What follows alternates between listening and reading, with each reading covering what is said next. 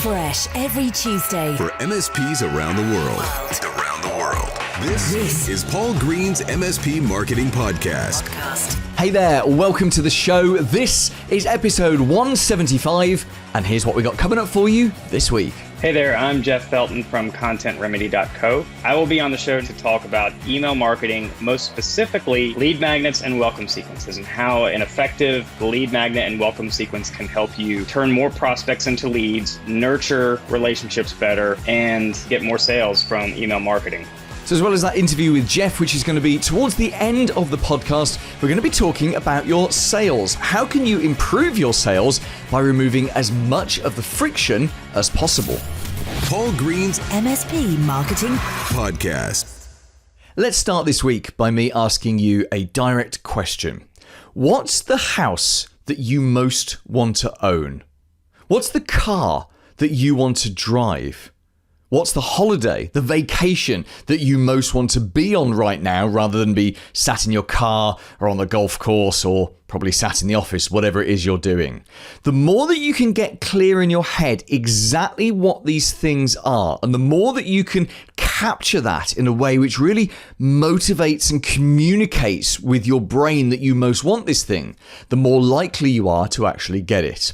Let me go back a step. What I'm really talking about here is vision boards. And wait, don't go anywhere. I know this is slightly hippie territory here. The idea that just having a vision board of things that you want will make it happen. I don't believe that at all. I think of a vision board as programming for the subconscious, the unconscious part of your brain. So I've been using vision boards for years, and I have one. In fact, I don't actually have a board. I have it in like a book that I read every morning. It's got in there my goals. So every day I'm reading my current goals, but I also have pictures there of future things that I want.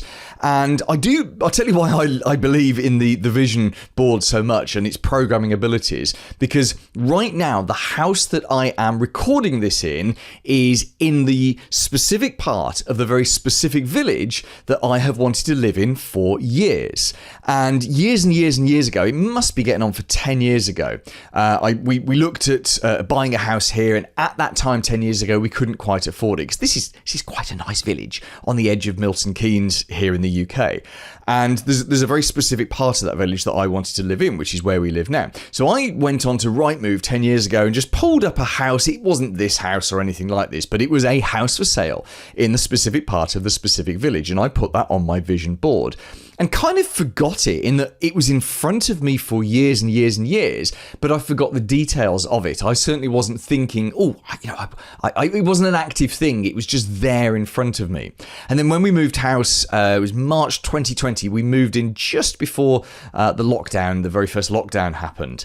And I mean, literally like a week before, which is very good timing. But I bought this house and found this house, and houses don't come up very often in this part of the village, but it was almost like the timing was right. I put my old house up for sale and I started actively, with a vengeance, looking for a new house, and was drawn to this particular house and absolutely fell in love with it. And it's been a great place for us to live. So what was important from that is that I had this desire to live in a very specific place, and it needed to be a specific kind of house as well. I mean, we have got the gravel driveway. It's not the longest gravel driveway in the world, but there's a gravel driveway, which is nice. And, it has a very nice long garden, and there's lots of open countryside around, and we're on the edge of the woods, and there's wildlife and birds and badgers and all that sort of stuff. And that's the kind of thing that I wanted. I wanted a home in the country, but also that was actually quite near to town. And we're sort of 15 minutes away from the centre of Milton Keynes City, which is great. So this was on my vision board for years and years and years, and I wasn't actively working towards this. It's not like I got up every morning and I'm like, right, what's it going to take to get this house? I just knew that it would be important to me in the future. The same as right now, one of the things that's on my vision board is a villa in Portugal. And again, it's a very specific villa, because I could probably buy a villa in Portugal now. It's just it might not be a very nice villa, or not in a very nice part of Portugal. The villa that's on my vision board has a big pool, an external pool. It's kind of modern and sexy looking. There's plenty of spare rooms for my friends to come out, and I can see me sitting by the pool, having a barbecue, drinking a nice glass of wine, socializing with friends. And that's not for now. That's sort of the next step, but that's on my vision board now. And in fact, it's actually, as I say that, I realize I haven't actively thought about that for some time, but I see the picture of it every single morning. The power of the vision board is not to talk to the conscious mind that's thinking about things, that's listening to this right now. The power of the vision board is to speak to the unconscious mind, the one that guides us in a big sense that we as humans don't really understand. We don't really understand deep values and deep motivations. We know when we've gone against them. You know when you've done something that goes against your values or goes away from the lifestyle that you want to lead, that it feels uneasy, doesn't it, inside? As humans, we don't really understand the mechanics of how that works, but we don't need to understand it to game it, to leverage it. If you want to live in a house with a gravel drive and badgers running across your lawn, actually they're quite destructive, you might not want to do that, but you get the idea. If you want to drive a Maserati, if you want to fly planes or helicopters and you want that to be your hobby, you have to put it on your vision board, because it is you, the conscious you, telling your unconscious self, this is something that's important to me. Please, in the long term, guide me towards this.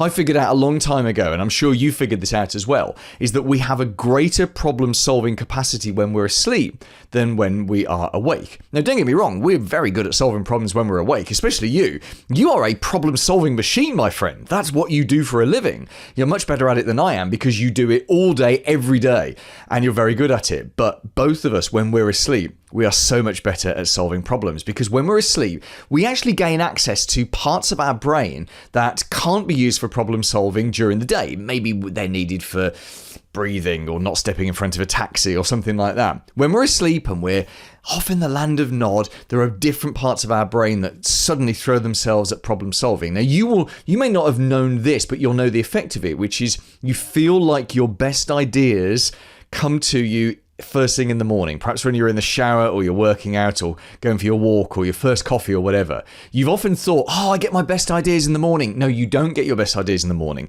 What happens in the morning is you're delivered the results of all the work your unconscious mind was doing all night long. It's been problem solving and working towards things all night long, and it delivers that to you. It's why if you are stuck on a big problem, the best thing you can do is actually load the problem into your brain before bed, go to bed, read for half an hour just to chill out so you're not obsessed by that problem and it doesn't keep you awake, and let your subconscious just figure out the answer to the problem overnight. And then in the morning, if there is an answer, it'll be delivered to you. If there isn't an answer, it won't be delivered to you. It's as simple as that. This is what we want to harness and leverage in the long term. And I know it's a bit hippie, and I thought this myself some years ago, but a number of different things have come true. I've gone in that direction because of the vision board. As I said at the beginning, I don't believe that whole law of attraction thing. You may have heard about this. There was a book about it. What was it called?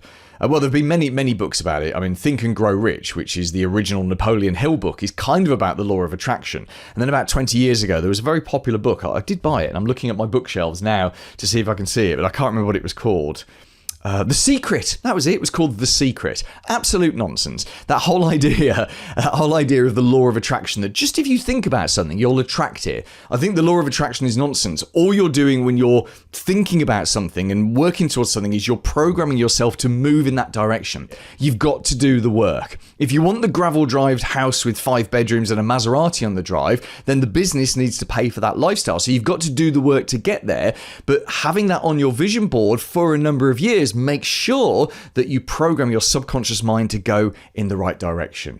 Do you have a vision board? Are you willing to share it with us? This is the kind of thing that we call in our MSP Marketing Facebook group. If you're not yet a member, just go into Facebook, type MSP Marketing in the search bar, go to groups and join us there. It's only MSPs there. You'll be joining around about 1,900 other MSPs. It'll be a delight to see you in there, and also for you to share your vision boards with us. Here's this week's Clever idea. Right, gather round. We are going to have a physics lesson right now, presented by the least scientific person on the podcast. Science wasn't really my thing at school. I enjoyed English more and history. That was about it, actually. Physics and biology and chemistry, all of that stuff, just left me a little bit cold. But I still retain some of my memories from school, particularly about friction when it came to physics. I understood that friction was the thing that stopped perpetual motion from happening. So in theory, if you push something, it would just keep going forever, I seem to remember, but for the fact that friction slows it down, and friction slows everything down. Now let me flip that into a sales and marketing thing, because friction damages your sales. In fact, it slows your sales down. What's friction? Well, it's anything that slows down your potential customer from becoming a client of yours. And there are dozens and dozens of places where you could potentially have friction. For example, they go on your website and it's not utterly obvious to them what the next step is. Perhaps your phone number is hidden away, or actually it's 2023. Who wants to phone these days? There's no live chat, or your live calendar isn't there. In fact, your live calendar is the perfect frictionless call to action on the website. It's frictionless because they can go and book a 15-minute video call with you at a point that is convenient for them. And of course, because you control your calendar, it's convenient for you as well. So a live calendar is a frictionless call to action. Most other call to actions, sending an email, phoning, and certainly filling in a web form. No one likes filling in a web form because you always have that doubt at the back of your mind of, has it actually gone through? They never really know. So all of those are friction. What about if someone did phone up your business today? Is there friction in that? Well, it depends. If the friction is, good afternoon, Badger IT, how can I help you? There's no friction there. Whereas if the friction is your 19-year-old first-line tech picking up the phone and going, Badger IT, immediately there's friction, because anytime someone gets that kind of greeting on the phone, their heart just sinks down to their feet and they think, I don't know if I can be bothered with this, because, trying to explain to the 19-year-old who has minimal verbal communication skills that you want to talk to someone about possibly taking you on as the IT partner, it's friction. Anytime there's friction, we're less likely to go through with it. What about actually physically talking to someone? If I phone into a business or live chat or something like that, I want someone now. And we've talked previously on this podcast about how it's not these days about big beating small, it's about fast beating slow. You've got to be fast. If you're slow, that's friction. If you're not there today and you're not calling back within an hour, that's friction. If they want to meet next week and you're on vacation, you can't do that, but there's no one that can go in your place, because don't get me wrong, vacations are important, but so are sales, then that's friction, isn't it? So here's a challenge for you. I want you to go through your entire sort of prospecting process from the point that someone might Google you, to the point that they visit your website, to the point that they get in touch with you, to the point that they have a sales meeting with you. Where is the friction? In fact, maybe you should put a business owning friend through this. I mean, the actual sales meeting might be a bit weird, but where's the friction? Is your website easy to find? Is the domain easy? If you've got a .co domain, I would say .co isn't very easy, certainly here in the UK, because most of our UK domains are .co.uk. If we see a .co,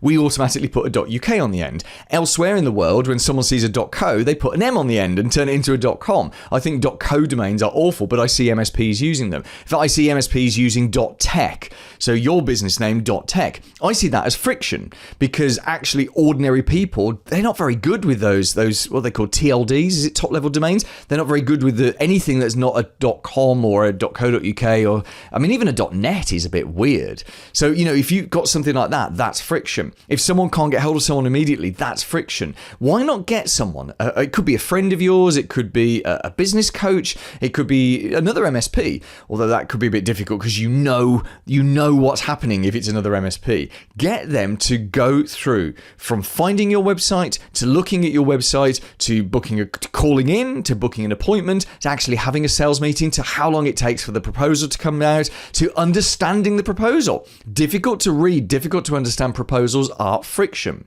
If you're struggling with sales right now and you're struggling to get enough leads and you're struggling to get enough meetings and then convert those meetings to clients, maybe it's because you've fallen foul of Paul's law of physics, which I've just made up, which is that friction kills sales. The more friction you can remove, the easier you can make it for people to buy from you. Guess what? The more people will buy from you. Paul's blatant plug. I'm going to admit something right now that I don't think I've ever admitted on this podcast before. I am a total and utter Doctor Who fanboy. Now, if you've not heard of Doctor Who, it's a British sci-fi show, been going since 1963, had a bit of a break in the 90s, but it was rebooted in 2005, and it is gorgeous. In fact, right now we're in the 60th anniversary year. There are 2 new Doctors. There's David Tennant is the 14th Doctor, and Ncuti Gatwa, you'll know him if you've ever seen Sex Education on Netflix. He plays Eric in that. He's the 15th Doctor. I literally could talk about Doctor Who for hours and hours and hours. I'm not going to. The reason I mention it is because once a month in our house, there's a great buzz of excitement when this arrives. Now, if you're watching this on YouTube, you'll see that I'm holding up my copy of Doctor Who magazine. Yes, such a thing exists. And this is the special subscribers only one, which has no printing over the picture on the front. I read this, I'll admit, I read it on the toilet. It's a good toilet read, this one. And I'll pour through all the details, all the stories, and I love it, absolutely love it. And then when I'm finished with it, I give it to my daughter. She doesn't know that I've had it in the toilet, but she's quite a Doctor Who fan as well, and she'll rip pictures out and put them on her wall, and it's all very exciting. And I know I could read all this stuff online, but there's something about having it in my hands. In fact, the physicality of the newsletter makes it more exciting for me, and I'm more likely to talk about it and do something about the things I've been reading about. And that's why I have a physical newsletter too. It's called MSP Marketing Action Monthly, and it's a deliberate physical newsletter. We do a digital version, but that only goes out to our physical subscribers. The reason we do this as a physical thing is because I want you to take action. You see, I pack this 16-page newsletter every single month with ideas and actions, kind of an extension of the stuff we talk about here on the podcast. But if I can get it into your hands, because it's physical, because you can read it on the toilet or pass copies to your colleagues, you're dramatically more likely to take action. That's why we've called it the MSP Marketing Action Monthly.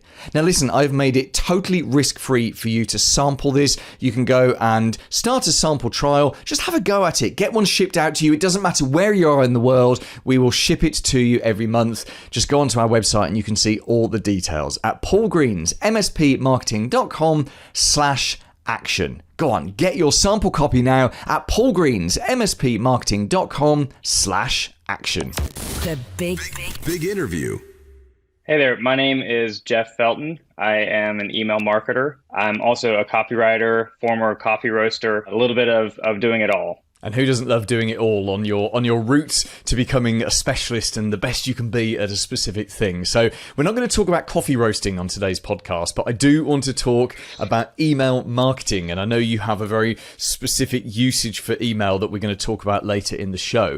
Jeff, let's talk the big picture about email marketing. Now, I've been running my own business since 2005, and email marketing has always been a very critical part of what we did and what we have done. I had a business I sold in 2016, and that business was pretty much built up through email marketing. So we were building up lists of, clean prospects. We were emailing them 2 to 3 times a week, and we were doing around about £1 million in UK sterling a year, just pretty much based off of email. Certainly email was the start of the sales process. Now, fast forward 6, 7, 8 years, I think I would struggle to do the same thing today just with email marketing. So my opening question to you is email marketing still valid for B2B sales in 2023?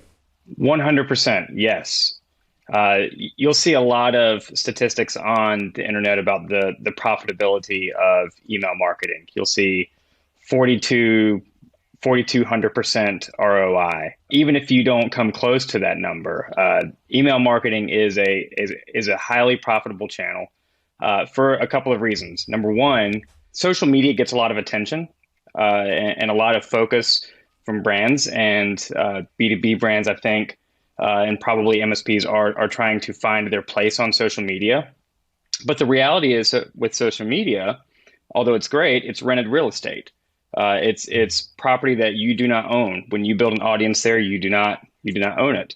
However, when you build your email list, the people that are on your email list are people who have already raised their hand and said, I'm interested in what you have to say. So email marketing then just becomes continuing that conversation in a strategic way to lead people to the next step in the journey with you, which is becoming a client. You can also consider why email marketing is still relevant. Again, partially because on social media, somewhere around 5 or 10% of your audience actually sees your posts.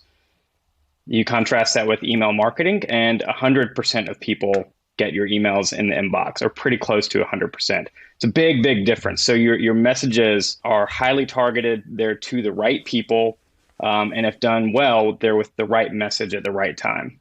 But let me be the devil's advocate on this just for one more question, which is when I go onto social media, I'm going on there because I want to either see what my friends are up to or, just see stuff that I know will be of interest to me because the algorithm is learning about me, or maybe I'm doing it for the business or whatever. Whereas email sometimes feels like the distress activity that you have to do at the beginning and the end of a day. And actually people feel trapped in their email box throughout the day. Does that not have an impact on the efficacy, the usefulness of email marketing? People do go to social media to scroll, to have fun, to be entertained. And email is a better channel to be able to reach people correctly. As you said, for a lot of people, it's a chore. But 99% of people check their inboxes every day. Most of them clean out their inboxes every day. So I think it's 60-something% of people prefer to be communicated with via email. So it's just a preferred channel for a lot of people. You're absolutely right. I personally don't really like going on social media to see advertisements, to be sold to. It's just not really the human thing to do. A human approach to email marketing is actually the better way to do things anyway.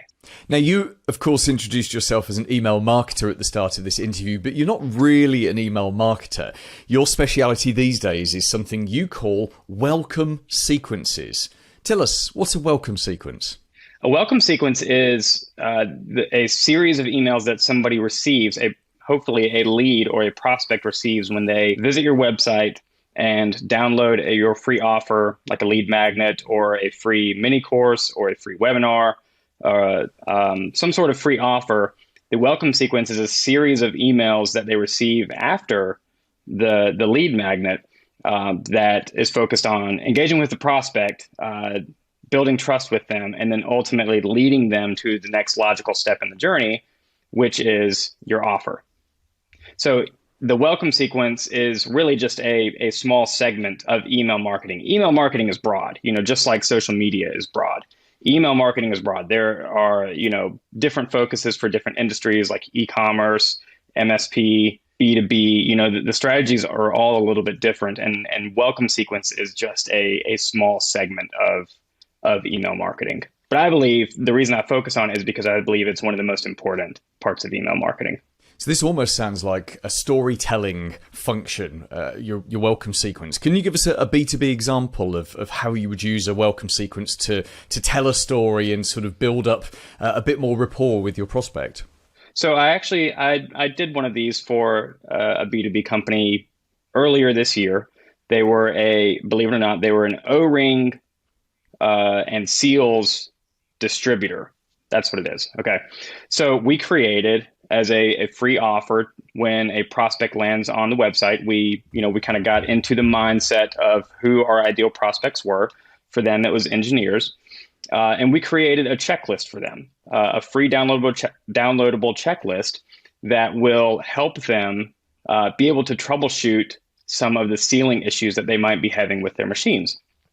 Super, super handy thing for them to have just in their back pocket, so they don't have to, frantically try to call somebody up every time an issue goes wrong. So we give them that free offer. And then as soon as they get that free checklist, over the course of the next couple of weeks, depending on how long the sales cycle is, or depending on, how long it takes typically for somebody to reach out after the first point of contact, over the next couple of weeks, we sent them a series of, it was between 8 to 10 emails, and all of the emails were focused on providing more value. So we shared a couple of relevant blog posts. We added more value to the checklist to continue to, kind of earn that trust with them. And then we positioned the offer, which was simply just scheduling a free call to get a quote on O-rings for their business. We positioned that as the next logical step in the journey for them. We made it just an absolute no-brainer to lead people from here's a really helpful resource to help you troubleshoot to, we are the solution for you to handle XYZ. If you need us, let's schedule a call and get this show on the road. Okay, I can see that if that works for something as obscure as a seal manufacturer, I mean, you'd be crazy not to use that kind of killer marketing. And certainly some kind of future love paradise is where we want to get to. So even an MSP could use something like that. So let's use that as an example.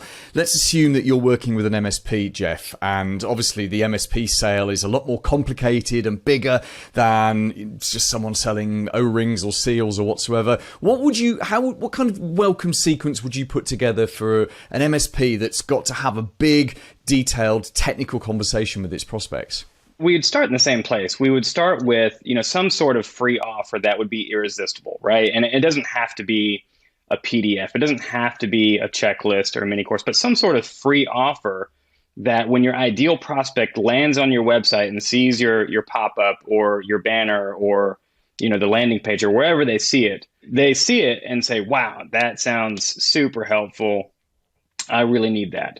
The days, honestly, in my opinion, the days of the white paper and, downloadable PDFs that say 7 ways to XYZ, 5 steps to blah, blah, blah, those are gone. I mean, you can find that information on Google these days on just a quick Google search. So PDFs like that, in my opinion, are out, but a free offer that is well positioned and well thought out and is insanely valuable to your audience gets downloaded. It still works.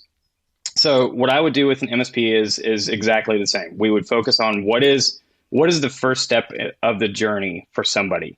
What is the thing that we can help them accomplish, give them a quick win, and really give them some good value right out of the gate.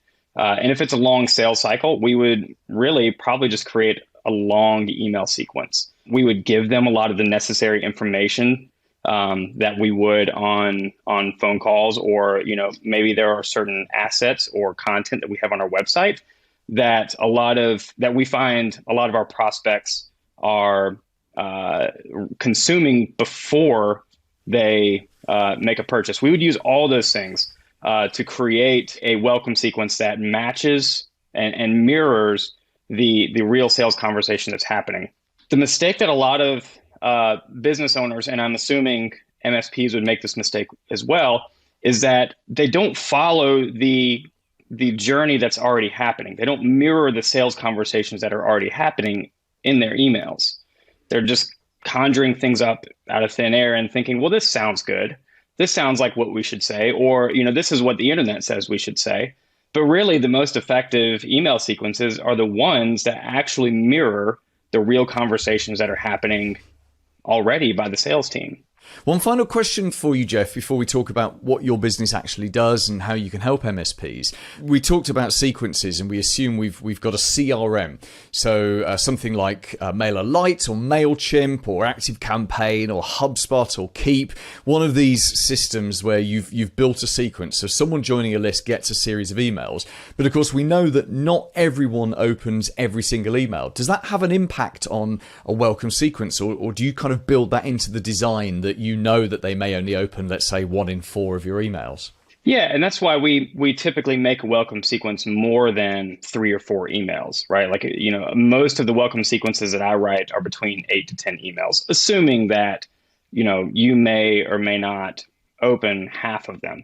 But there are some tricks up our sleeves that we try to use to try to encourage better open rates and more engagement. And it all starts with the welcome email, the very first email that they receive.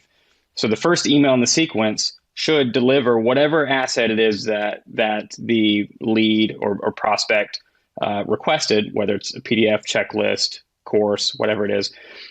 It delivers that, but we're also trying to really capture engagement. Here's a fun fact about welcome emails. The welcome email is the first email that somebody receives when they sign up. Those emails get opened 91% of the time on average, which is just a crazy, crazy number. It's the most engaging marketing email that you'll probably ever send your audience. So my philosophy is if you're not leveraging that to create better engagement, you're wasting valuable real estate. So in the welcome email, a lot of times I'll try to coax the prospect to just reply to the email with something really simple, to answer a question, to tell me, one quick thing, something like that. A very human-centered approach to this, because what that does is Google and all of the powers that be, I guess, they look favorably on emails that feel more human. And so replies are a very human thing. So the more you can get replies, the more likely Google is to send signals that, yes, this email sender is good. This email sender sends good stuff. We can put it in the inbox. The more you can do that, the more likely it is that people will actually open the rest of the emails in your sequence. So just a little trick there to get more mileage out of a welcome email that already is really powerful, and set up the rest of the sequence for success.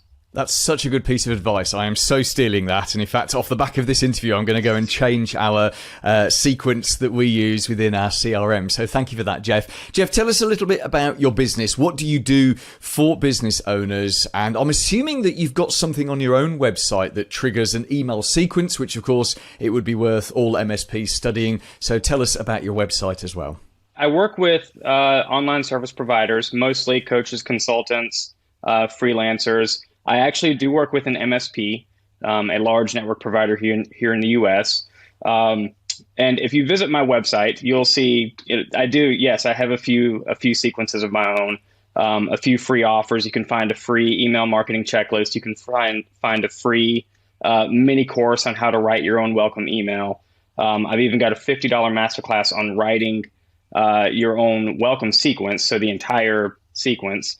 So I've got lots of resources on there for people when it comes to welcome sequences or email marketing in general. And typically, I try to gear all of my content towards service providers. I think that service providers don't really get enough love from email marketers. A lot of email marketing content on social media is focused on e-commerce brands. I think that service providers don't get enough love. But there's such a huge missed opportunity for service providers, MSPs, B2B brands to really capitalize on developing relationships, nurturing those relationships, and honestly, automating part of your sales process with email. Yeah, absolutely. And Jeff, give us your website address. It is www.contentremedy.co. Paul Green's MSP Marketing Podcast. This week's recommended book. Hello, my name is Matthew Pollard. I'm the author of the Introvert's Edge best-selling book series, and the book I recommend is Rich Dad, Poor Dad. For MSPs especially, it's important because so many of you think you have businesses, but you actually have a self-employed job that the moment you don't go to work, the business runs to a screaming halt. So if you're sick of constantly waiting till late nights to do work, to catch up, and everybody's calling your cell phone, read Rich Dad, Poor Dad. I think you'll find it really helpful. Cheers. Coming up next week. Hey, my name is John Weberg. I'm very excited to talk with you next week where I'm going to help you improve massively your follow-up plan to get a lot more customers and get a lot more of your current leads and prospects interested in actually wanting to buy from you because you've actually built a relationship with them. And I'm going to teach you how to give them pure value that will make them beg to work with you. Right now, whichever platform you are listening to this on or watching this on, hit the subscribe button and it means you'll never miss an episode. Because on top of that interview next week, we are talking about KPIs. What are the 5, 6, maybe 7 KPIs, key performance indicators that are most important to run your MSP? We'll discuss those next week, plus of course a ton of other ideas to improve your marketing. Don't forget, we also have a YouTube channel stuffed with inspiration for you. You can find that at youtube.com/MSP Marketing. Join me next Tuesday and have a very profitable week in your MSP. Made in the UK. For MSPs around the world. Paul Green's MSP Marketing Podcast.